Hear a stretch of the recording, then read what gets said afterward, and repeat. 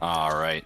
So, hey, internet, Highway 47 here with the Dracofunk space mission. Um, and we're here to give a mission report. Commander Dracofunk, take it away, please. Hey Internet, Dracofunk is here, and I'm joined by ShaggyB. You have no idea what I'm doing, and it looks like I'm crashing. That's exactly what I see at the moment. Actually, what I'm doing is recovering one of my boosters, and even though it was spinning crazy, I was actually doing that on purpose because I didn't want it to I didn't want Explode. it to overheat and explode. And we were running about 8 times uh normal speed. And as you can see, I'm landing slowly in the water. Nothing has broken, nothing exploded. So, by all accounts, this looks like a success. It worked exactly at how it was supposed to. All right, very cool. So we're in the midst of a long-term series of missions aligned with a greater sort of purpose, correct? Yes, so you've seen Scott Manley's reusable space program. Absolutely. That's basically what I'm doing. I based all my launches, my launch vehicles, kind of off of what he did. In the This is a much newer version. I've built a space station that is in orbit, and I need to put some fuel ports on it because I'm going to send some fuel tanks up. So this is launch number 6. Awesome. So the real question we're trying to solve here is how much smarter than us is Scott Manley? A lot. A lot. Awesome. The only mod I have installed is MechJeb, and really, right now, I'm only using it for the orbit information. Okay. Just like his launch vehicle had jet engines to help it. Okay. So you can see my jet engines there. Right. Now, this launch has fuel ports that are going to attach to the space station. Also attached to the space station right now is a booster. And Okay. what had just happened was my video file cut out, but we're now in space. Excellent. Getting ready to circularize. Yeah. So there were 2 things that were launched on this launch, and that is the fuel ports, and then there's a little RCS unit that has a control, a probe core. Mm-hmm. And that's because right now attached to the station is a main booster that I want to recover. Okay. But for some reason, I forgot to put a probe core on it. So if I detach it from the station, it has no control. Gotcha. So you have a control module for the main liquid fuel booster that you're going to bring back down. Yes. With the hope of reusing it. Yes. Gotcha. Now the fuel booster that's attached to this has its own control unit, and I'll bring it down. I was going to do it in this episode, but I'm not going to. Right. Okay. You'll see why in a second. Okay. So this launch was a success. We're now in a stable orbit. Yes. Now here's the space station. All right. I've decided to name all my space stations after the space shuttles. That's a good idea. So this is the first space station I've built. And so therefore the first space shuttle that was built was the Enterprise. So this is right. Enterprise Station. Very cool. And they're more romantic names than the actual space stations, you know. Yeah. Yeah, like Space Lab. Space Station. And the Russians are like, Mrr. Salyut 1, Salyut 2. Right. So, attached to the space station, this is my little. I see something called the Liberator. I'm sorry. Yeah, I'll talk about that in a second. I need to see the Liberator in action. So this is my little utility craft. I call it an Ares. I don't remember why. Why not? And it's basically, I'm using the rendezvous planner. If you think that's cheating. I don't think it's cheating. Basically, I'm doing all the flying, Right. but I'm using the rendezvous planner to help me get close. Well, And I really think that any space program that is capable of reusing components and building space stations, is going to have, computers that can do orbital calculations, mhm. So that's fair. It got me close, and I switch over back to the fuel ports, and I point, the ships at each other, and Right. And then I just complete the docking. Now we're back at normal speed, yep. and so Yep. far this mission, everything's going exactly as planned. Awesome. Billy Bob Long seems pretty happy down there in the corner. Oh yeah, he's my pilot. Yeah, as what else would he do? Yeah, there are three people on this craft. It's Bill, as in command. Billy Bob Long, I believe, is the pilot, and Ted. I think it's like Tedbury is Ed the Berry. scientist. I might have Tedbury and Billy Bob Long confused. I don't remember. As soon as I saw Barry Bob Long, like, he has to be on this ship. He absolutely does. All right. So I'm gonna refuel that little craft, and that's how it's gonna keep itself working, because it's gonna have a lot of work to do. Sure. It's Well, and already put solar panels on the space station. So this is the fuel module that you sent up. Yeah, Okay. And its purpose. it'll have three docking ports, three large docking ports to put fuel on. It has two small docking ports, which eventually the return craft that's going to go from the surface to the space station will dock at. Right. And at the end on one of the what will be the fuel ports is that little RCS module. Gotcha. Okay. It would be an interesting thing to consider to design a module like that that's like infinitely chainable. Which I don't know really. Like I haven't thought through that to think about whether it is, but imagine having like just like a million of exactly the same thing just kind of flipped over and stacked around and then connected to each other, and then you could just connect every tank in the universe on it and crash your computer. Really, I'm going to put probably on the Enterprise station there will be two liquid fuel tanks and one RCS tank. Okay, cool. And they'll be refueled from probably the moon base. Right. That I haven't launched yet. Okay. And so far this is just me re-rendezvousing back with the station. Right. And everything so far I get pretty close.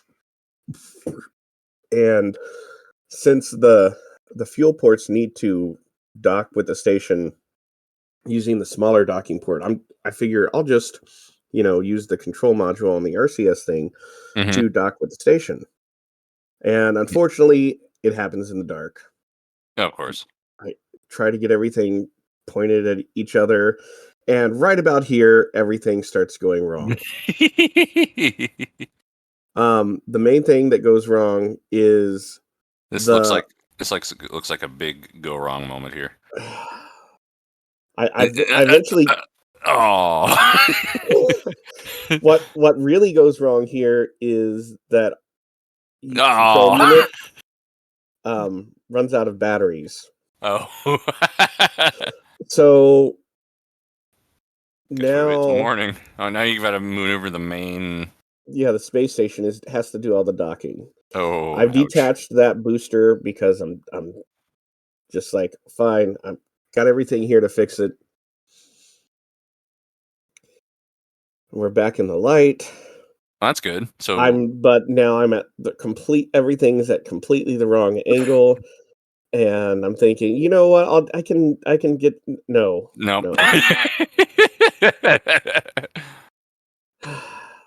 Eventually, I just say screw it and use the docking autopilot, which also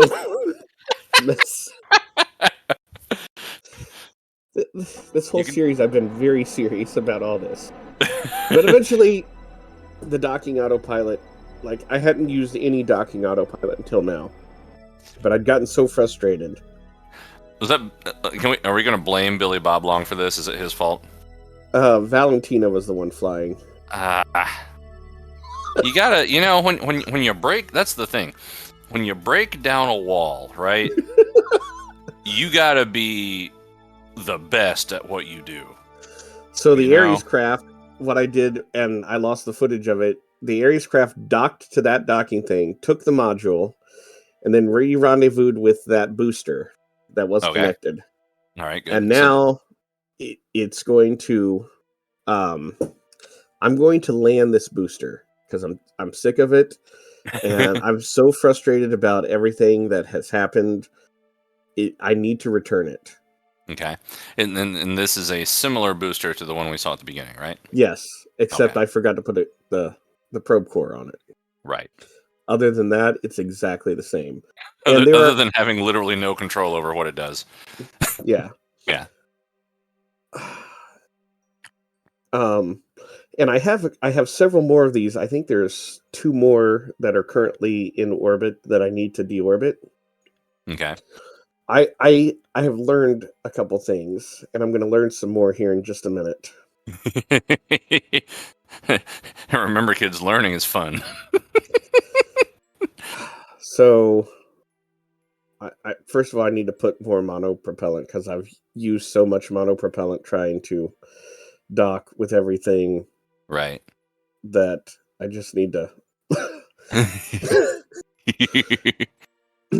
But that's another thing these boosters are for. They fly stuff up there.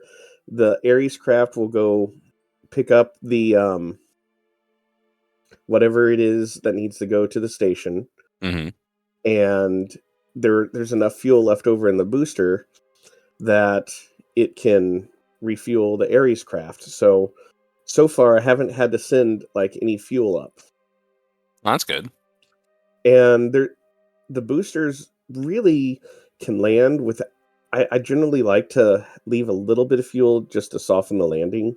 Sure. But it's really not necessary. Well, I see all the parachutes you've got there, so. Yeah. Yeah. But everything's about to go wrong. Excellent. I put so much effort just to save this one booster. I have now mistimed my landing, so I'm going to land in the dark. This is like this is making me think of Richard Hammond's Lion Robin space shuttle at this point. Everything just goes straight to hell, and the only thing he can say is, "How are we going to use it again?" So far, everything is fine. Yeah. Just like the last one, I'm deorbiting. I realize I'm in the dark, and I'm thinking it's probably okay. I spin around, trying not to let any one part overheat. Right. We're now going at 8 times speed, just because it'd be a long time. It would, yeah. And right about there, look at my electric charge. Uh-oh. Yeah, it's bad. There are solar panels on there. This is seeing if there's any way I could possibly open them manually. I can't. You can't? Oh wow, yeah. So, yeah. That's so it crashed and exploded. So I'm now no longer 100% reusable. Well, all great achievements are made up mostly of failures or something. So meanwhile, the Ares craft has went and found the docking ports that were up on another booster. Okay, good. And it's rendezvoused with that, and the docking actually, I didn't really have to adjust anything. It just became like, this is an easy docking. Everything went exactly as it should. I didn't have to adjust either craft. It just was perfectly aligned. Awesome. So, by the way, I'm like 2 hours in now. Of course, yeah. What I thought would be, maybe 20, 30 minutes. That's the best thing about this game to me is like, simple task, here's all the tools you need. Everything's predictable. Wait, what? Well, what I need to do is I need to add some batteries to the boosters. Yes. So, um, Well, so really, that one booster that died, that's like I feel like if I were running a space program, like that would be a part of the process. Anything that we lose, there must be a compensatory change in design. yeah. Now I think I have 3 of those boosters up. Okay. We're running at 8 times speed right Right. now, and I'm just using the rendezvous planner. Oh, I forgot to silence the volume here. Mm, That'll probably be fixed. it'll be fine. Um, this is me just rendezvousing with the station. I'm gonna once I put on the docking ports, the station is um basically done. Anything else Cool. that's going to be docked to it are fuel tanks that can be removed or exchanged, or spaceship that are waiting to go to other destinations. There you go. And so So the we're Liberator. the Liberator. Tell me about the Liberator. So it's the first. That was our first launch, All and it right. was a spaceship that carried 3 satellites, relay satellites that were going to be um, put in synchronous orbit. It's piloted by Jebediah. Okay. The launch went fine. He deployed all 3 of his satellites in near perfect, um, like they're in the orbits exactly where I wanted them. As you would expect from Jebediah. And now that the space station is complete, he'll have a home to go to. All right. You ever wonder, like, I feel like, these guys, they're, the brilliant, most brilliant pilots of their race, and we just kind of park them. Like, I Well, do I that don't. too, you know? Well, he's been in that orbit, and really, um, he hasn't been there that long. Um, it's not like he's been there for months. Right. I don't. I haven't looked at his craft to see, but he's probably only been there for maybe a week. No, that's not bad. And his next task will be to rendezvous with the space station. And the Liberator itself, and I haven't talked about this, is accidentally a pretty capable ship. Oh, cool. So he's going to be overseeing all the construction we're going to be having going around the solar system. So you kind of already have a flagship. Yeah, and I named it after the Liberator because after I constructed it and it had the satellites on it, it really looked like the Liberator from the TV show Blake 7. Okay, well, there you go. So that's why I named it the Liberator. And Coming closer. I'm right now I'm just trying to get it lined up perfectly. Yeah. And I'm not even using any of the nav ball. Nice. Now that looks like a spaceship right there, or a station, or both. Yeah, now I can Yeah. back out the solar panels. I'm not afraid I'm going to break them off. Right.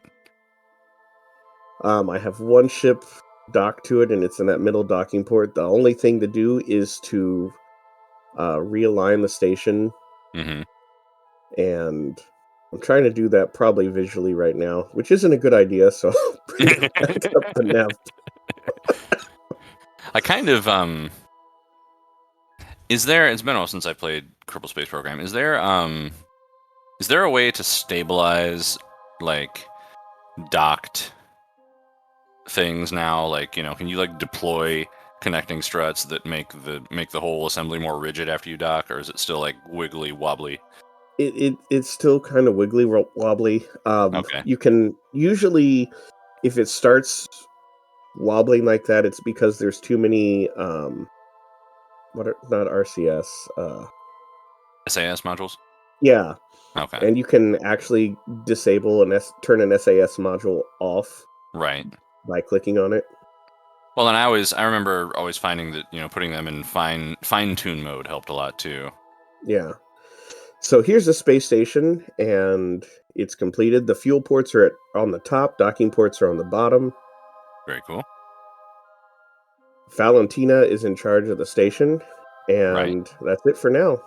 All right. Good night, everybody. Good night, everybody.